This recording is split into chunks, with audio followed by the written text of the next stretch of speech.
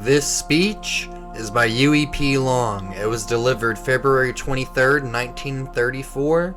It is entitled Every Man a King. Is that a right of life when the young children of this country are being reared into a society which is more owned by 12 men, that is, by 120 million people? Ladies and gentlemen, I have only 30 minutes in which to speak to you this evening, and I, therefore, will not be able to discuss in detail so much as I can write, when I have all the time and space that is allowed me for these subjects, but I will undertake to sketch them very briefly, without manuscript or preparation, so that you can understand them so well as I can tell them to you tonight. I contend, my friends, that we have no difficult problem to solve in America. And that is the view of nearly everyone with whom I have discussed the matter here in Washington and elsewhere throughout the United States with, that we have no very difficult problem to solve. It is not the difficulty of the problem which we have.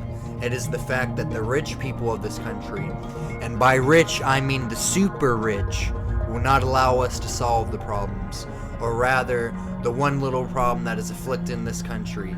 Because in order to cure all of our woes, it is necessary to scale down the big fortunes, that we may scatter the wealth to be shared by all of the people.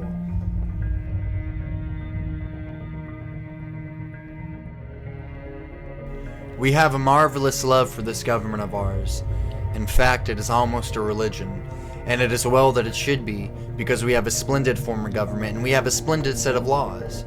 We have everything here that we need, except that we have neglected the fundamentals upon which the American government was principally predicated. How many of you remember the first thing that the Declaration of Independence said? It said this: "We hold these truths to be self-evident, that there are certain inalienable rights of the people, and among them are life, liberty, and the pursuit of happiness." And it said further, "We hold the view that all men are created equal." Now, what did they mean by that? Did they mean, my friends, to say that all me were created equal? And that meant that any one man was born to inherit $10 million and that another child was to be born to inherit nothing? Did that mean, my friends, that someone would come into this world without having had an opportunity, of course, to have hit one lick of work, should be born with more than it, and all of its children and children's children could ever dispose of, but that another one would have to be born into a life of starvation? That was not the meaning of the Declaration of Independence when it said that all men were created equal. Of that, we hold that all men are created equal.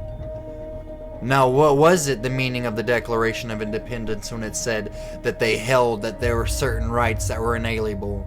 The right of life, liberty, and the pursuit of happiness.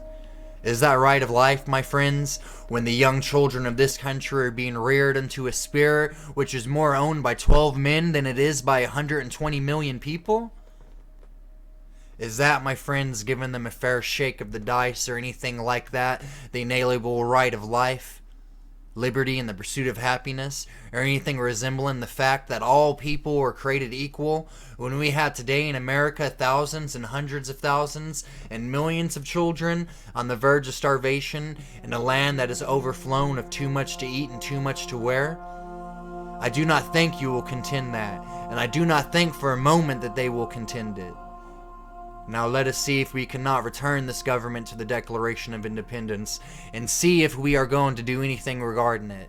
Why should we hesitate, or why should we quibble, or why should we quarrel with one another to find out what the difficulty is, when we know what the Lord told us what the difficulty is? And Moses wrote it out so a blind man could see it. Then Jesus told us all about it, and it was later written in the book of James where everyone could read it. I refer to the scriptures now, my friends, and give you what it says, not for the purpose of convincing you of the wisdom of myself, not for the purpose, ladies and gentlemen, of convincing you of the fact that I am quoting the scriptures means that I am more to be believed than someone else, but I quote you the scripture, rather refer you to the scripture, because whatever you see there you may rely upon will never be disproved so long as you or your children or anyone may live. And you may further depend upon the fact that not one historical fact that the Bible has ever contained has ever yet been disproved by any scientific discovery or by reason of anything that has been disclosed to man through his own individual mind or through the wisdom of the Lord, which the Lord has allowed him to have. But the scripture says, ladies and gentlemen, that no one country can survive, or for a country to survive, it is necessary that we keep the wealth scattered among the people, that nothing should be held permanently by one person, and that 50 years seems to be the year of Jubilee, in which all property would be scattered about and returned to the sources from which it originally came, and every 7th year the debt shall be remitted. Those two things that the Almighty said to be necessary, I should say he knew to be necessary, or else he would not have so prescribed that the property would be kept among the general run of the people, and that everyone would continue to share in it, so that not one man would get half of it and hand it down to a son, who takes half of what was left, and that son hand it down to another one, who would take half of what was left, until like a snowball going downhill, all the snow was off the ground except for what the snowball had had. I believe that was the judgment and the view and the law of the Lord, that we would have to distribute wealth every so often, in order that there could not be people starving to death in a land of plenty, as there is in America today. We have an American today with more wealth, more goods, more food, more clothing, more houses than we've ever had. We have everything in abundance here. We have the farm problem, my friends, because we have too much cotton, because we have too much wheat, because we have too much corn, and because we have too much potatoes. We have a home loan problem because we have too many houses, and yet nobody can buy them and live in them. We have trouble, my friends, in the country because we have too much money owing, the greatest indebtedness that has ever been given to civilization, where it has been shown that we are incapable of distributing to the actual things that are here, because the people have not enough money to supply themselves with, and because the greed of a few men is such that they think it is necessary that they own everything, and their pleasure consists in the starvation of the masses, and in their possessing things they cannot use and their children cannot use, but whose bask in the splendor of sunlight and wealth, casting darkness and despair and impressing it on everyone else on earth. So therefore, said the Lord in effect, if you see these things that have now occurred and exist in this and other countries, there must be a constant scattering of wealth in any country if this country is to survive. Then said the Lord, in effect, every 7th year there shall be a remission of debts. There will be no debts after 7 years. That was the law. Now let us take America today. We have in America today, ladies and gentlemen, $272 billion in debt. 272,000 millions of dollars of debt are owed by the various people of this country today. Why, my friends, that cannot be paid? It is not possible for that kind of debt to be paid. The entire currency of the United States is only $6 billion. That is all of the money that we have got in America today. All the actual money you have got in all your banks, all that you've got in the government treasury is $6 billion. And if you took all that money out and paid it out today, you would still owe $266 billion. And if you took all that money and paid it again, you would still owe $260 billion. And if you took it, my friends, 20 times and paid it, you would still owe $150 billion. You would have to have 45 times the entire money supply of the United States today to pay the debts off for the American people. And then they would just have to start out from scratch without a dime to go on with. So my friends, it is impossible to pay all these debts. And you might as well find out that it cannot be done. The United States Supreme Court has definitely found out that it cannot be done, because in a Minnesota case, it held that when a state has postponed the evil day of collecting a debt, it was a valid and constitutional exercise of legislative power. Now, ladies and gentlemen, if I may proceed to give you some other words that I think you can understand. I'm not going to belabor you by quoting tonight. I'm going to tell you what the wise men of all ages and all times, down even to the present day, have said. that you must keep the wealth of the country scattered, and you must limit the amount that any one man can own. You cannot let any man own 300 billion or 400 billion. If you do, one man can own all the wealth that the United States has in it. Now, my friends, if you're off on an island where there are 100 lunches, you cannot let one man eat up the 100 lunches or take the 100 lunches and not let anyone else eat any of them. If you did, there would not be anything else for the balance of the people to consume. So we have in America today, my friends, a condition by which about 10 men dominate the means of activity and at least 85% of activities that you own. They either own directly everything or they have got some kind of mortgage on it, with a very small percentage to be accepted. They own the banks, they own the steel mills, they own the railroads, they own the bonds, they own the mortgages, they own the stores, and they have chained the country from one end to the other, until there is not any kind of business that a small independent man could go into today and make a living. And there's not any kind of business that an independent man can go into and make any money to buy an automobile with. And they have finally and gradually and steadily eliminated everybody from the fields in which there is a living to be made. And still, they've got a little enough sense to think they ought to be able to get more business out of it anyway. If you reduce a man to the point where he is starving to death and bleeding and dying, how do you expect that man to get a hold of any money to spend with you? It is not possible. Then, ladies and gentlemen, how do you expect people to live when the wherewith cannot be had by the people? In the beginning, I quoted from the scriptures. I hope you understand that I am not quoting the scripture to convince you of my goodness personally, because that is a thing between me and my Maker. That is something as to how I stand with my Maker and as how to stand with your Maker.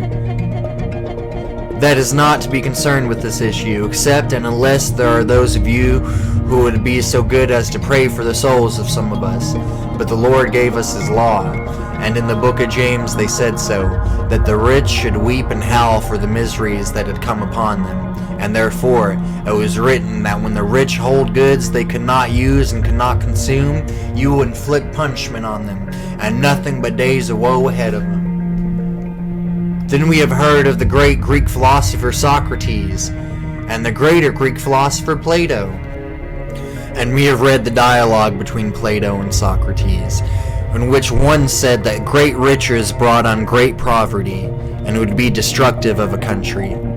Read what they said, read what Plato said, that you must not let any one man be too poor, and you must not let any one man be too rich, that the same mill that grinds out the extra rich is the same mill that will grind out the extra poor.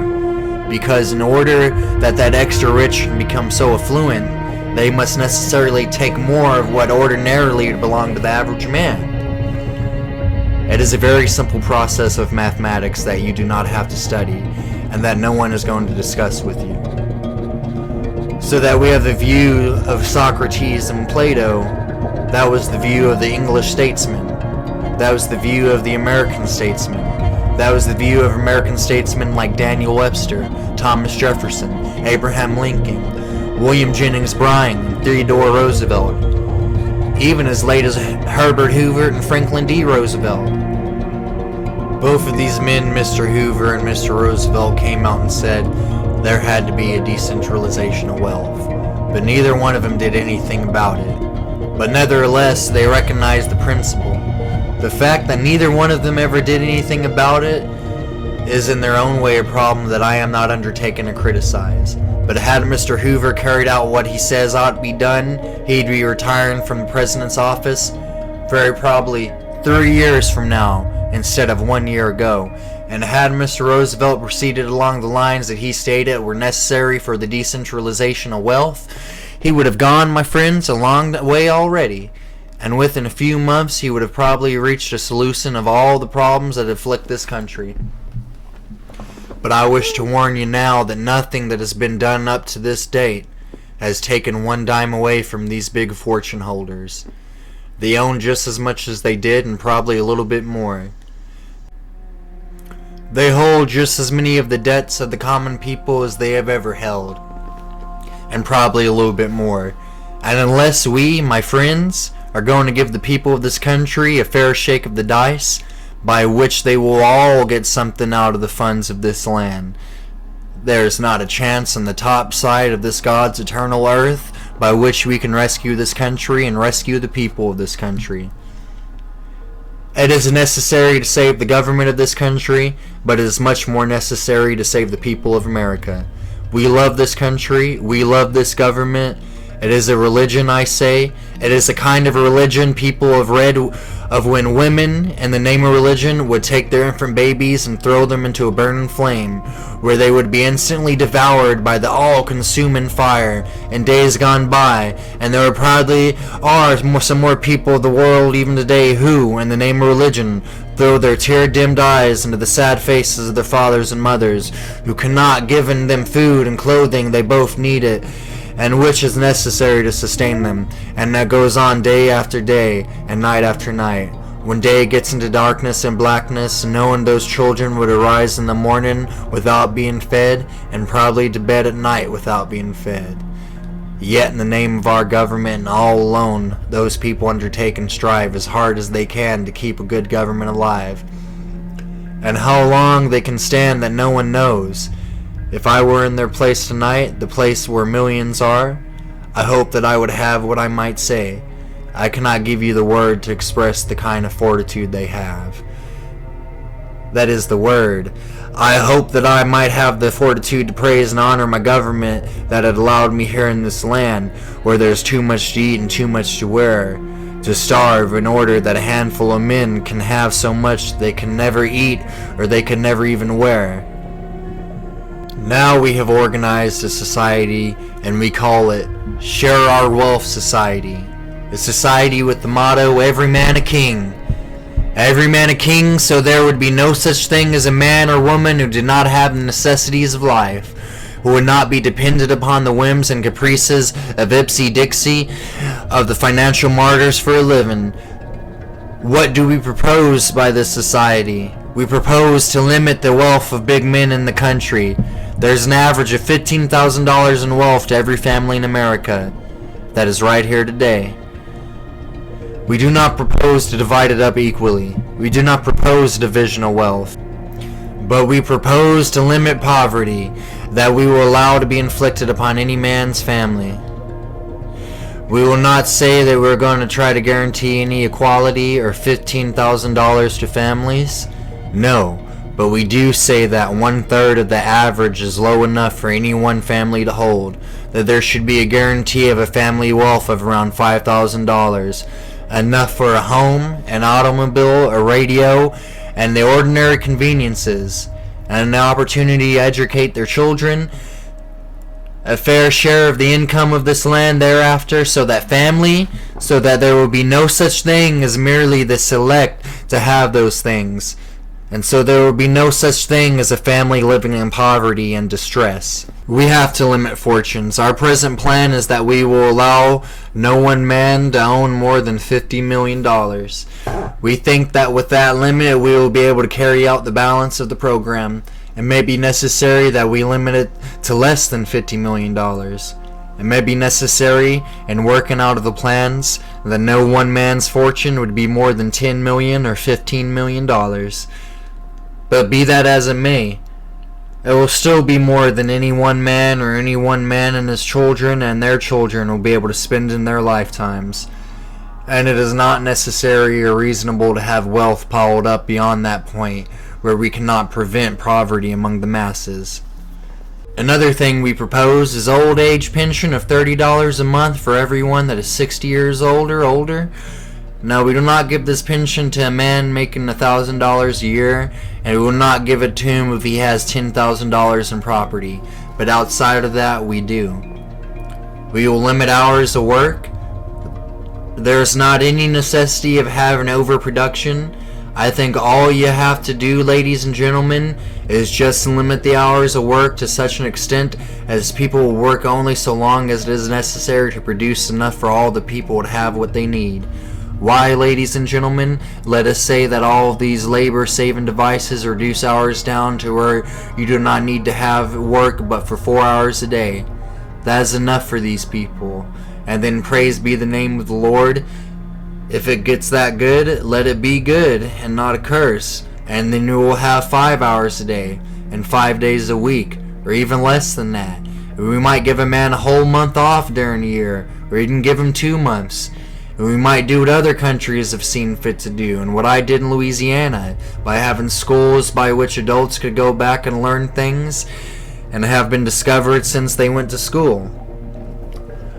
We will not have any trouble taking care of the agricultural situation. All you have to do is balance your production with your consumption. You simply have to abandon a particular crop that you have too much of, and all you have to do is store the surplus for the next year, and the government will take it over. When you have good crops in the area in which the crops that have been planted are sufficient enough for another year, put in your public works in the particular year when you do not need that to raise more.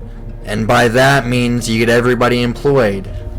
When the government has had enough of any particular crop to take of all the people, that will be all that is necessary. And in order to do all of this, our taxation is going to be taking the billion-dollar fortunes and strip them down to frying size, not to exceed the $50 million.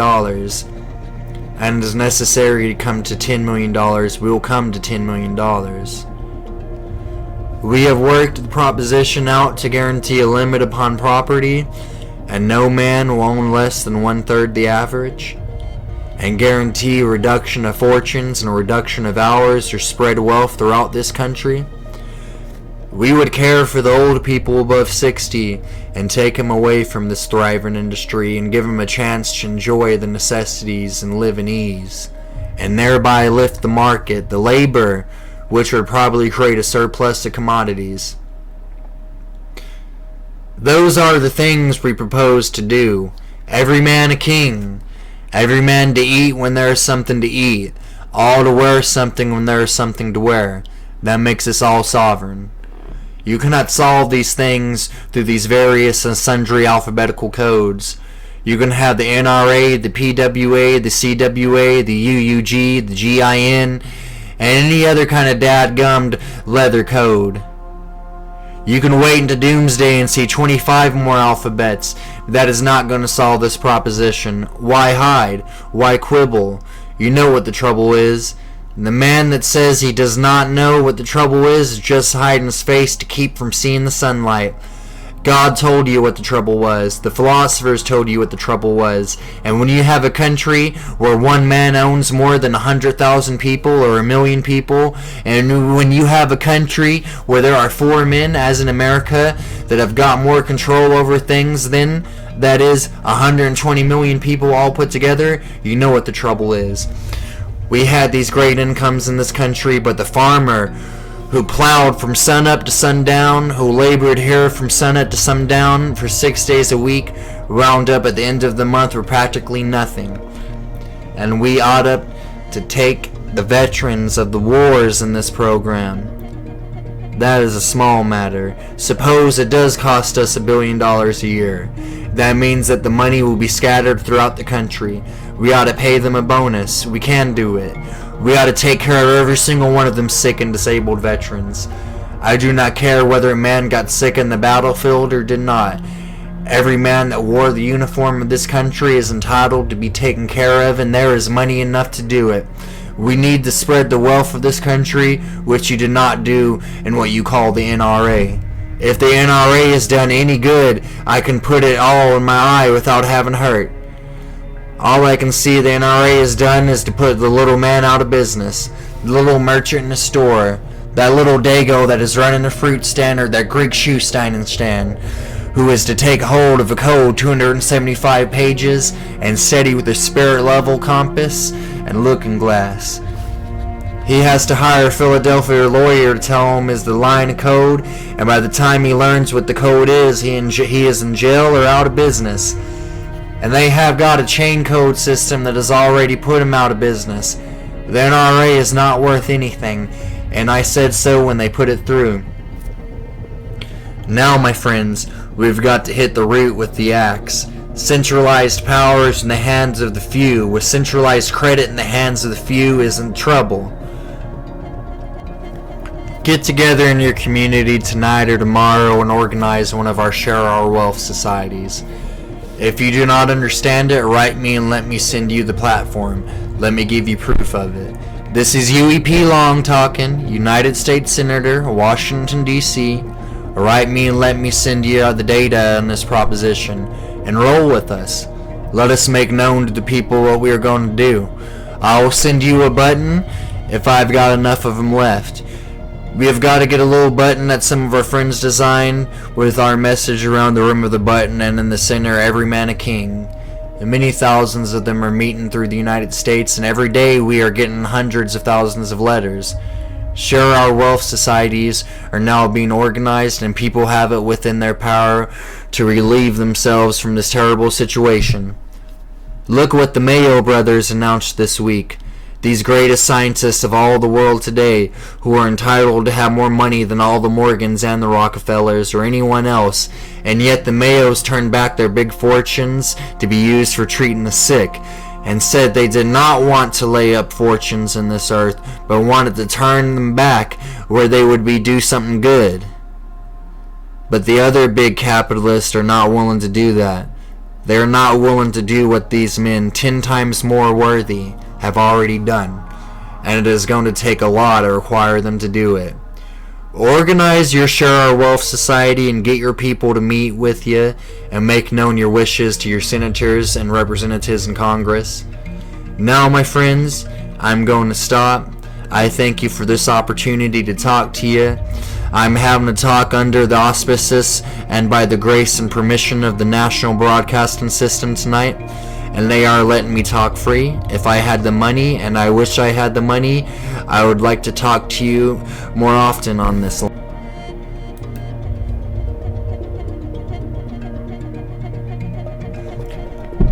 I would like to talk to you more often on this line, but I have not got it, and I cannot expect these people to give it to me free except on some rare instance.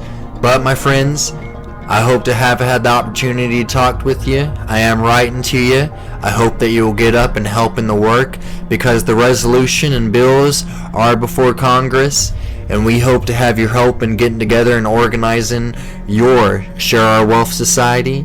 Now that I have but a minute left, I want to say that I suppose my family is listening in on the radio in New Orleans, and I will say to my wife and 3 children that I am entirely well and hope to be home before many more days. And I hope they have listened to my speech tonight, and I wish them and all their neighbors and friends and everything good.